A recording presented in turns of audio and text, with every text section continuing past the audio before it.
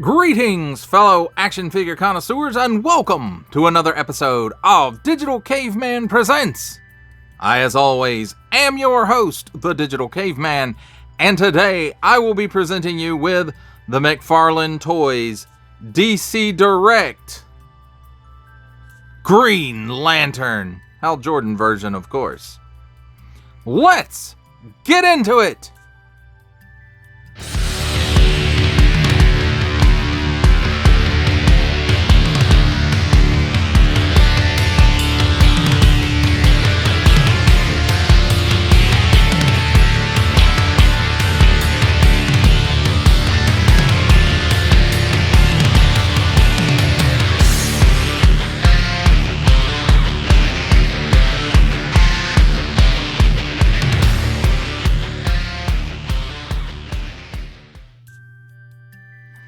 Let's start things off with a look at the packaging.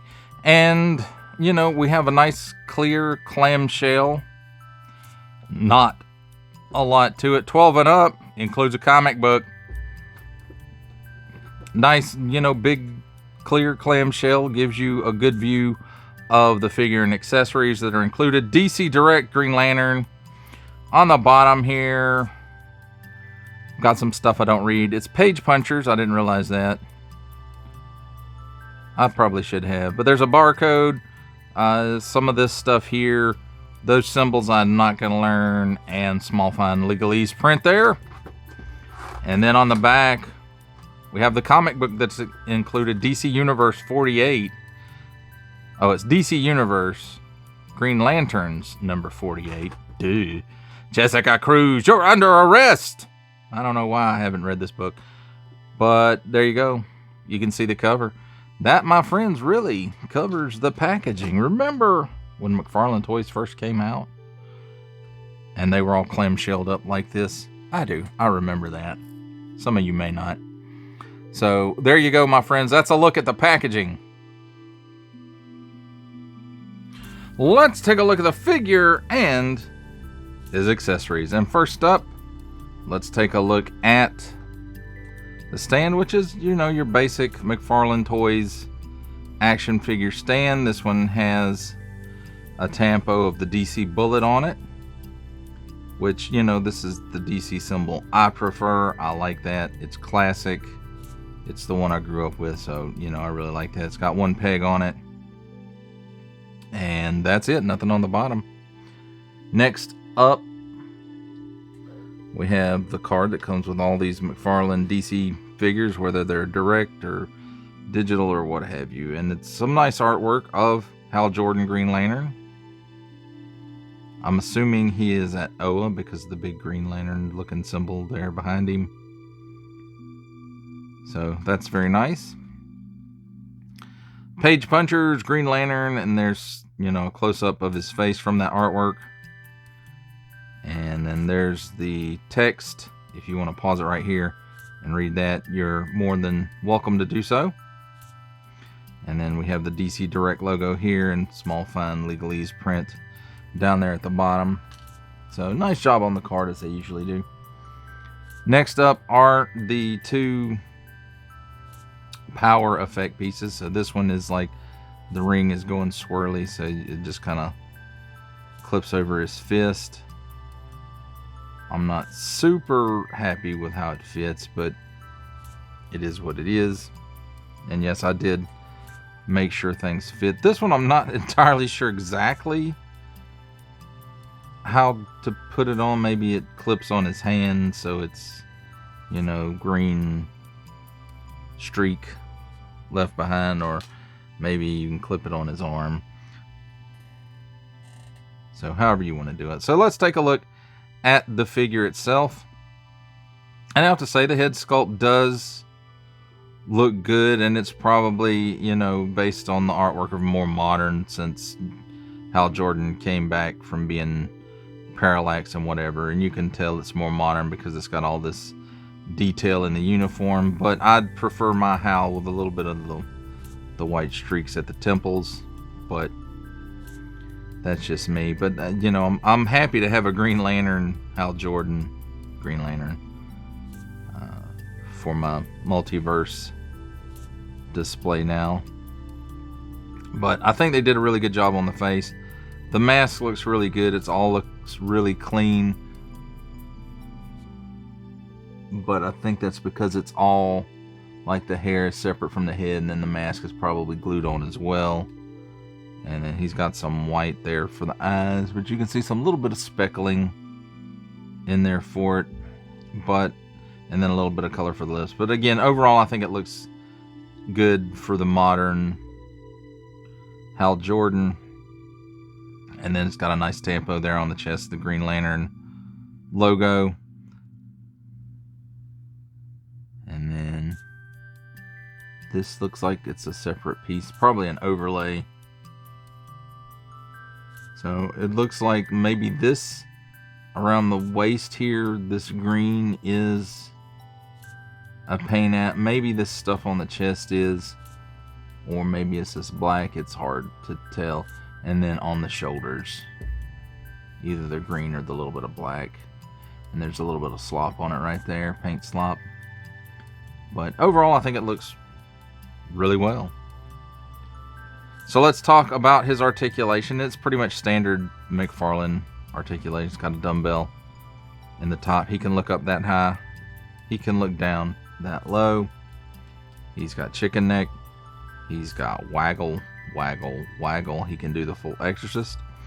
At the shoulder, there's a, I don't necessarily want to call this a butterfly joint, but it's like the import version of a butterfly joint. So it goes back that far, it goes forward that far. It will go up some, it will go down some. So also at the shoulder, he can raise his arm up that high, which is a little better than 90 degrees. Cut at the upper bicep, and it's tight. 360 degrees of rotation there. Double hinged pinned elbow. Let's maximize that. So you get that much bend out of the elbow, 360 degrees of rotation at the wrist, and it's on that import style ball hinge joint, so it can go in and out, or you can change it, you can twist it around.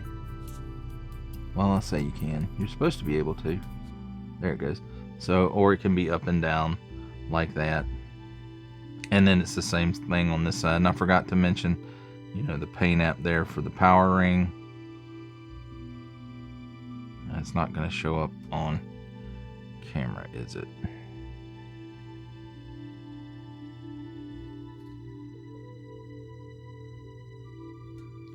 No, it's just too blurry. So, but it is there, and it does have some detail to it. You might not can see it, but it's there. So where the chest and the abdomen meet, there's a cut, and then at the waist, they're both on dumbbells or half ball joints. And in conjunction, they give him all kinds of hula. At the top one, it does rotate 360 degrees, but it will give you a stress mark, like I just got on mine. See right there? And it happened, well, I saw one on the back, but it went away. So maybe that one will, but it probably won't. So 360 degrees of rotation there if you want stress marks. And then at the waist, another 360 degrees. And in conjunction, they let him lean side to side, lean back that far, and crunch forward about that far. At the hips, you know, it's that standard McFarlane stuff, and he will give you that much of the splits. He will kick forward that far, which isn't as bad as some figures, but it's not as good as it could be. And then you can kick back about that far with him. There's a little bit of rotation at that hip joint where it joins up. Double hinged pinned knee, and it gives him about that much bend. The way this is made, you'd think there'd be a boot cut, but there's not. And he's got that big ankle, but it is a bit more disguised than what they used to be. But it tilts down that far. It tilts up that far. It does have a pin for rocker. and that much toe tilt, which is a little better than 90 degrees. So now, as far as the effects pieces go, you know, this one's pretty straightforward as to, you know, how it works. It just doesn't feel like it works very well. It doesn't look like it works very well. It doesn't feel like it gets over his hand like it should. So there's how that one works. And I want to say, you know, this one works in conjunction with that one, but I could be wrong. So I guess I'm wrong, but you know, kind of like this, and that's trailing off, or, you know, it could be more like this, which I don't really like the way that looks, but that's the effects we got with this version of Hal.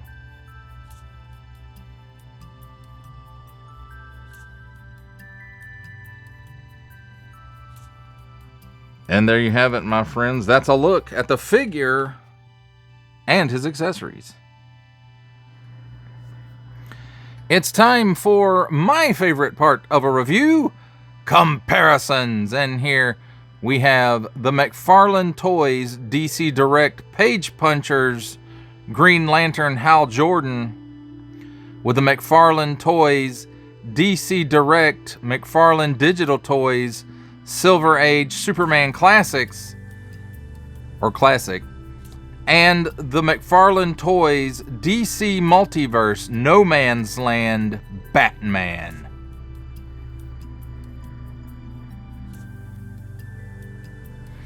For our last set of comparisons, here we have the McFarlane Toys DC Direct Page Punchers Hal Jordan Green Lantern. We're from the Marvel Legends series, making his cameo appearance, Stan the Man Lee. From G.I. Joe Classified series, the Hasbro Pulse exclusive Regal variant Cobra Commander. From Star Wars The Black series, the Archive Edition 501st Legion Clone Trooper. And for a 7-inch scale comparison, from the Masters of the Universe Masterverse line, the 40th Anniversary He-Man.